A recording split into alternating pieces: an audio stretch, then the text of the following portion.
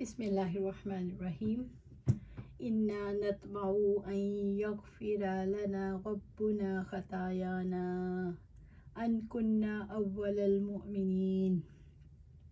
یقیناً ہم طمع رکھتے ہیں کہ ہمارا رب ہماری خطاؤں کو معاف کر دے کیونکہ ہم ہی سب سے پہلے ایمان لانے والے ہیں۔ سورۃ الشعراء آیا 51۔ انا نطمع ان یغفر لنا ربنا خطایانا، یقیناً ہم طمع رکھتے ہیں کہ ہمارا رب ہماری خطاؤں کو معاف کر دے۔ جادوگروں نے فرعون کی دھمکی کا جواب دیتے ہوئے کہا، ہمارا رب ہمارے اخلاص کو ضائع نہیں کرے گا۔ ہم اس سے امید رکھتے ہیں کہ ہم نے تمہارا حکم مان کر جن گناہوں کا ارتکاب کیا ہے وہ ہماری مغفرت فرمائے گا۔ انا کنا اول المؤمنین، کیونکہ ہم ہی سب سے پہلے ایمان لانے والے ہیں۔ جادوگروں نے اس یقین کا اظہار کیا کہ ہمارے ایمان کی وجہ ہمارا رب ہمیں معاف کر دے گا۔ جادوگروں نے سب سے پہلے ایمان لانے کی بات اس لیے کی کہ فرعون کی قوم نے اسلام قبول نہیں کیا تھا اور جادوگروں نے ایمان لانے میں پہل کی۔ ایمان لانے میں سب سے بڑی رکاوٹ اپنی جاہ، اپنی سرداریاں اور اپنے اقتدار سے دستبرداری ہوتی ہے، اور ایسے ہی لوگ انبیاء کے سب سے پہلے اور سب سے بڑے مخالف اور دشمن ہوتے ہیں۔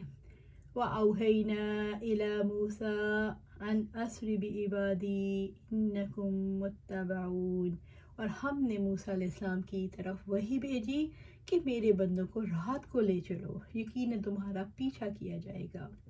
سورۃ الشعراء آیا 52۔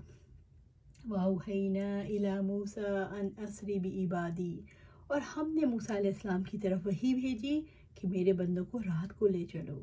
مصر میں موسیٰ علیہ السلام نے فرعون اور اس کے سرداروں پر حجت قائم کر دی تھی، انہیں حق کا پیغام پہنچا دیا تھا، لیکن وہ ایمان لانے کے لیے تیار نہ ہوئے۔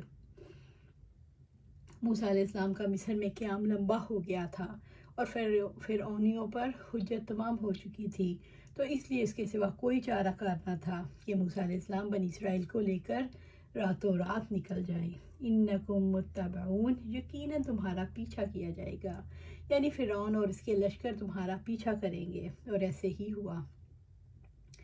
اللہ تعالیٰ نے خبر دی، جب صبح کے وقت فرعونی بیدار ہوئے تو انہوں نے دیکھا کہ تمام بنی اسرائیل راتوں رات موسیٰ علیہ السلام کے ساتھ نکل گئی ہیں۔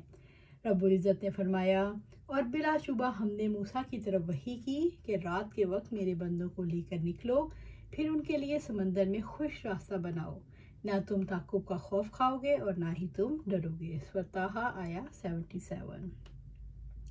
فَأَرْسَلَ فِرْعَوْنُ فِي الْمَدَائِنِ حَاشِرِينَ، تو فرعون نے شہروں میں اکٹھا کرنے والوں کو بھیجا۔ سورۃ الشعراء آیا 53۔ فرعونیوں نے صبح کو دیکھا کہ سارا شہر سونا پڑا ہے، ایک بھی اسرائیلی نہیں، تو انہوں نے فرعون کو خبر دی۔ اس کا غصہ بھڑک اٹھا، اس نے ایک لشکر تیار کرنے کے لیے شہروں میں ہرکارے بھیجے۔ ان ہؤلاء لشرذمۃ قلیلون، یقیناً یہ لوگ بے شک ایک تھوڑی سی جماعت ہیں۔ سورۃ الشعراء آیا 54۔ فرعون نے قوم کا حوصلہ بڑھانے کے لیے لشکر میں اعلان کر دیا، ان ہؤلاء لشرذمۃ قلیلون، یقیناً یہ لوگ بے شک ایک تھوڑی سی جماعت ہیں۔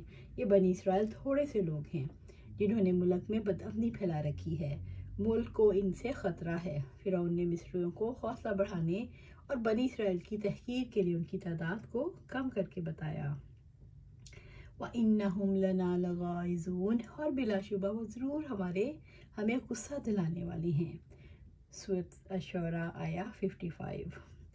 انہوں نے وَإِنَّهُمْ لَنَا لَغَائِظُونَ، اور بلا شبہ ضرور ہمیں غصہ دلانے والے ہیں۔ فرعون نے کہا، بنی اسرائیل کے مصر سے بھاگنے نے ہمیں سخت غصے میں غضب میں مبتلا کر دیا ہے۔ فرعون نے کہا، ہمارے غلام ہم سے بھاگ گئے، اس لیے ہم پہ لازم ہے کہ ہم اپنے غلاموں پر غصہ نکالیں۔ اللہ سبحانہ تعالیٰ سے دعا ہے کہ ہم اپنے آپ کو قرآن و سنت کے مطابق سنواریں، اپنے دل میں قرآن و سنت کو بٹھائیں، اس پر عمل کریں، اور اللہ سبحانہ تعالیٰ سے دعا ہے کہ ہمیں اپنی زندگیاں قرآن و سنت کے مطابق گزارنے کی توفیق دے اور اس پر جما دے۔ آمین یا رب العالمین۔